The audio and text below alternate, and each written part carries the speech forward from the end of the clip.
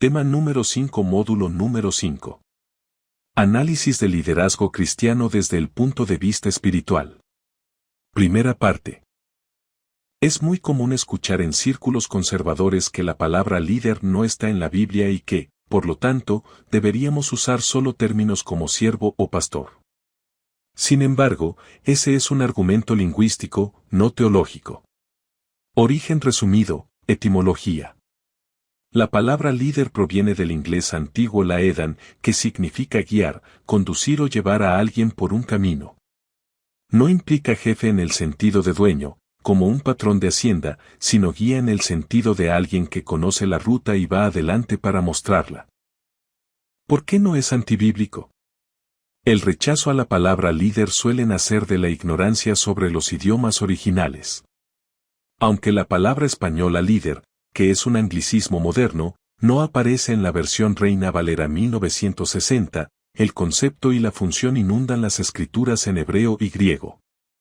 Es un problema de traducción, no de esencia. La Biblia se escribió en hebreo, arameo y griego. No se escribió en español. La Biblia usa la palabra griega proastemi, Romanos 12 versículo 8, y Primera de Tesalonicenses 5 versículo 12. Traducción literal, el que se para enfrente, el que preside, el que dirige. Significado moderno, líder. Cuando decimos líder, estamos usando una palabra moderna para traducir el antiguo concepto de proastemi, el que dirige con diligencia. El liderazgo es un don del Espíritu Santo. En Romanos 12 versículo 8, el apóstol Pablo lista los dones de la gracia. Uno de ellos es, el que preside, con solicitud. Dios mismo capacitó a personas con la habilidad sobrenatural de organizar, dirigir y guiar a otros. Negar el término liderazgo es casi negar el don de presidir o administrar. Primera a los Corintios 12 versículo 28, Kibernesis igual a capacidad de pilotar o dirigir la nave. La metáfora del pastor es liderazgo. El término más bíblico es pastor. ¿Y qué hace un pastor literal? Va delante de las ovejas. Las guía a pastos delicados, Salmo 23. Las protege y dirige su camino. Eso es, por definición estricta, liderazgo. Decir que uno es pastor pero no líder es una contradicción, porque no se puede pastorear sin guiar, liderar. Líder en la iglesia. Usamos la palabra líder no por moda secular, sino por precisión funcional. Aunque es un término moderno derivado de la edan, guiar, describe perfectamente los dones bíblicos de presidir y administrar. Ser líder no es antibíblico, lo antibíblico es liderar con orgullo. La Biblia está llena de líderes: Moisés, que guió al pueblo; Nehemías, que organizó la obra; y Pablo, que dirigió la expansión misionera. Cambiar la palabra no cambia la función. Dios llama a hombres y mujeres a ir delante para guiar a otros hacia Él. La forma más irresponsable de ejercer un cargo es buscar los beneficios de la posición negándose a encajar en un perfil claramente definido, lo cual constituye una usurpación de funciones por falta de conciencia. Si bien es cierto que al analizar las escrituras encontramos que las reglas de mando bíblicas y seculares son muy afines, ya que ninguna permite al líder actuar como una rueda suelta independiente de la institución a la que se debe, el liderazgo bíblico eleva el estándar al ser considerablemente más estricto. A diferencia del modelo secular, que prioriza la alineación organizacional, el modelo bíblico demanda un carácter moral intachable como requisito indispensable. Por tanto, quien asume este rol sin la debida integridad ética no solo está fallando en su gestión, sino que está invalidando su autoridad al ignorar que, en este contexto, el perfil técnico es inseparable del testimonio personal. Una falta de ética y de integridad. Esa actitud de ocupar la silla sin honrar la responsabilidad que conlleva es muy destructiva. En el liderazgo y la gestión, esto se puede analizar desde tres dimensiones graves que mencionas en tema durante este taller. La ignorancia voluntaria, negarse a conocer. El problema no es no saber, todos empezamos aprendiendo. El problema es negarse a aprender. Cuando alguien acepta un cargo, firma un contrato invisible de aprendizaje continuo. Romper ese contrato es arrogancia. Es creer que el título es suficiente, cuando el título es solo la puerta de entrada, el conocimiento es lo que te mantiene adentro.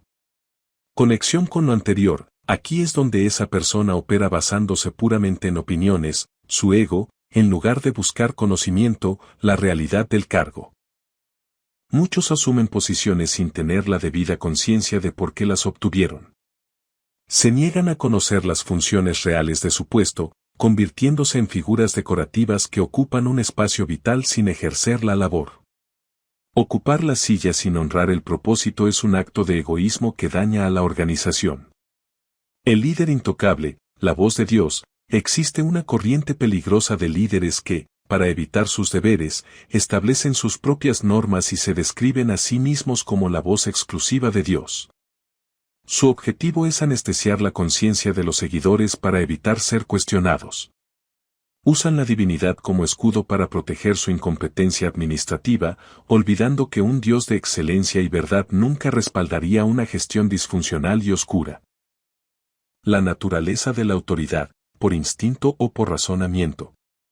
La ley de la afinidad y el agrupamiento tanto en la naturaleza como en la sociedad, observamos una ley universal de agrupación. Los seres de semejantes razas, tipos y especies tienden a aglomerarse. Ya sean plantas que escogen un terreno específico para prosperar, animales que se mueven en manadas, o seres humanos que forman grupos sociales, todos nos regimos por leyes físicas, psicológicas y espirituales que, aunque a veces operan de manera inconsciente, determinan nuestras asociaciones. Nos unimos por igualdad de pensamiento o propósito.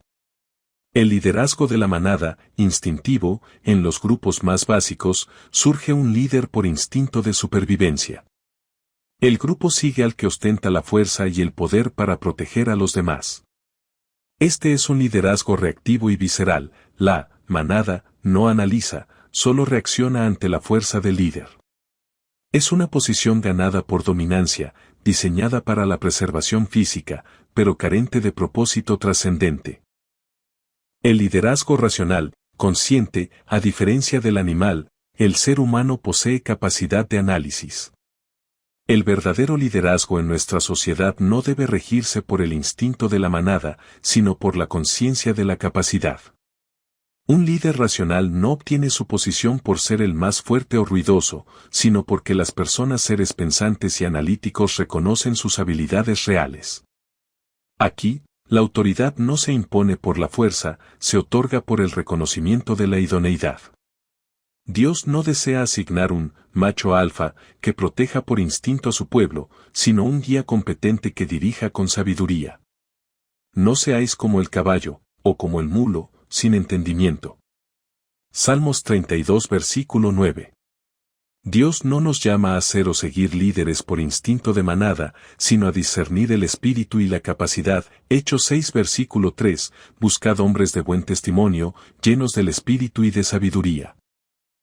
Síntomas de un liderazgo sin conciencia. Cuando se ocupa la silla, pero no se ejerce la función.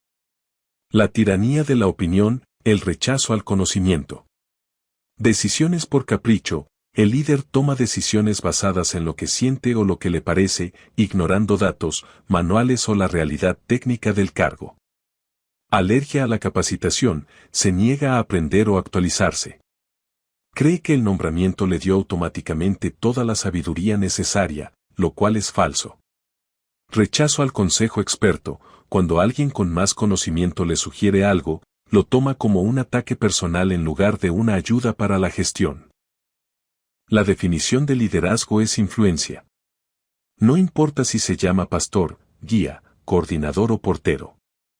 Si lo que esa persona hace o dice cambia la decisión o el destino de otro, está liderando. Negar esto es el primer paso de la irresponsabilidad. Yo no soy líder, solo soy un servidor. Eso es falso. Si influyes, eres responsable del resultado.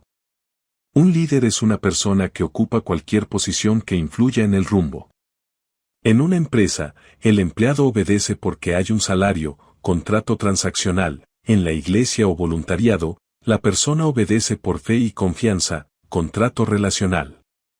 Si un líder manipula a personas que están ahí obligadas, presos o esclavos, es un tirano. Pero si manipula a personas que están ahí voluntariamente por amor a Dios, es un estafador moral. El principio de la sujeción voluntaria, estar al frente de un grupo, sea como pastor, guía o coordinador, es poseer la capacidad de alterar el destino de las personas. Esto constituye liderazgo en su forma más pura. Sin embargo, la responsabilidad de este cargo se multiplica exponencialmente cuando los seguidores se sujetan por voluntad propia. Quien lidera voluntarios no administra empleados, administra confianza. Por tanto, fallar en la ética o la competencia ante personas que nos siguen por convicción y no por obligación, no es solo un error administrativo, es una traición a la fe que depositaron en nosotros. La responsabilidad de la competencia y la verdad. Debemos entender que las reglas de gestión, incluso las seculares, no son restricciones arbitrarias, sino mecanismos de seguridad diseñados para proteger tanto al líder de sus propios excesos como a los subalternos del abuso. Ignorar estas estructuras bajo pretextos espirituales es dejar a la congregación desprotegida. Más aún, como representantes de la verdad, no tenemos derecho a operar desde la ignorancia. La verdad nos hace libres para establecer posiciones firmes, pero esa firmeza nace del conocimiento, no del capricho. Es un acto de irresponsabilidad exponer temas sin la debida capacitación. No podemos pretender ser escuchados ni respetados si intentamos combatir hechos fundamentados, estructurados y comprobados con simples opiniones o convicciones personales. La fe no sustituye a la preparación, la potencia. Si un tema ya está probado por resultados, estructura y fundamento, principios de gestión, salud, leyes civiles, venir a debatirlo solo con yo siento o yo creo es hacer el ridículo. El cristiano representa al Dios de la verdad, por tanto, hablar sin saber, sin capacitarse, es dejar mal al representado. ¿Cómo podemos creer que vamos a convencer, cuando simplemente exponemos convicciones e ideas personales sobre temas que están fundamentados? La ilusión de los castillos de arena. Es fácil edificar imperios de apariencia cuando se utilizan materiales falsos y personajes irreales. Un líder impulsado por el ego puede, por un tiempo limitado, reclutar ayuda para levantar estas estructuras, aprovechándose de la ignorancia de quienes le siguen y subestimando su capacidad de discernimiento. Sin embargo, estas obras son meros castillos de arena, diseñados para agradar a la vista, pero funcionalmente inútiles. Su existencia está condenada al fracaso desde el inicio, pues solo pueden permanecer en pie mientras no sean probados. Cuando llegue el ímpetu inevitable de la realidad, las olas, la lluvia y los vientos de la prueba, la estructura colapsará, revelando su falta de fundamento. En ese día, aquellos que lideraron basándose en instintos viscerales, egocentrismo y vanas filosofías no solo perderán su obra, sino que serán públicamente avergonzados al quedar expuesta la fragilidad de su engaño. Un liderazgo de apariencias, se ve hermoso por fuera, pero es estructuralmente inútil. La usurpación, asumir sin conciencia. Usar la palabra usurpar es muy acertado aquí. Aunque la persona haya sido nombrada oficialmente, si no ejerce las funciones reales ni entiende el peso de su posición, está ocupando un espacio que no le pertenece moralmente. Está privando a la organización o a la comunidad de alguien que sí podría ejercer ese rol con capacidad y pasión. Es, en esencia, un robo de oportunidad y de recursos. La usurpación funcional, estar sin ser. El cargo como adorno, disfruta del título, el reconocimiento y los privilegios, pero delega o ignora las responsabilidades pesadas o difíciles. Bloqueo de talento, al saberse incompetente, aunque no lo admita, ve a las personas capaces como amenazas. En lugar de potenciarlas, las opaca para que no se note su propia falta de capacidad. Ausencia en la crisis, cuando todo va bien, está presente para la foto. Cuando hay problemas reales del cargo, no se le encuentra o dice que eso no le toca. El falso líder. Síndrome del intruso. El pastor que salta la barda. La usurpación de una asignación. La usurpación funcional se describe bíblicamente en Juan capítulo 10 versículo 1. Como aquel que no entra por la puerta. En el liderazgo, la puerta representa el acceso legítimo, el cumplimiento de los requisitos éticos, la preparación técnica y el llamado genuino. El falso líder, consciente de que no cumple con el perfil necesario para entrar por la puerta de la integridad, decide subir por otra parte. Utiliza atajo como necesidades, influencias, manipulación o autoproclamación para forzar su entrada en una posición de autoridad. El resultado es un líder que padece de estar sin ser, está físicamente dentro de la organización, ocupa la oficina y cobra el salario, pero funcionalmente es un extraño para las necesidades del rebaño. Las ovejas no reconocen su voz porque no hay relación, solo imposición. Mientras el líder verdadero entra para dar vida, servir, el usurpador entra para servirse a sí mismo, validando así su naturaleza de ladrón de la confianza pública. Dios te bendiga.